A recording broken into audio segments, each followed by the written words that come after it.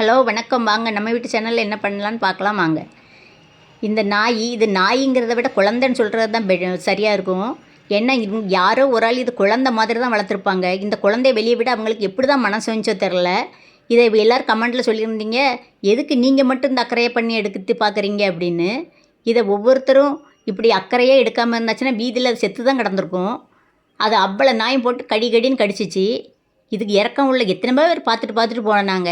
என்ன அந்த அக்கறை எனக்கு எப்படி வந்துச்சுன்னா, எங்கள் வீட்டிலே நாங்கள் நாய் வளர்க்கோம். அதனால எனக்கு அதை பார்த்தா பாவமாக இருந்துச்சு. அதை பாருங்கள் எவ்வளோ பாவம் போல் பிள்ளை மாதிரி பால் குடிச்சிக்கிட்டு இருக்குன்னு. இதை விட எப்படி தான் மனசு வந்துச்சோ, ஏன் இப்படிலாம் செய்கிறீங்கன்னு எங்களுக்கு தெரியல.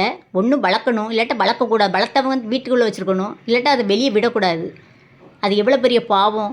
இது எப்படி அதால் வெளியே போய் வாழ முடியும்? ஒவ்வொரு நாயும் கடித்து துன்புறுத்தி, அது பாவம் இல்லையா? வளர்க்க முடியாதவங்க ஏன் இதை வளர்க்கிங்க?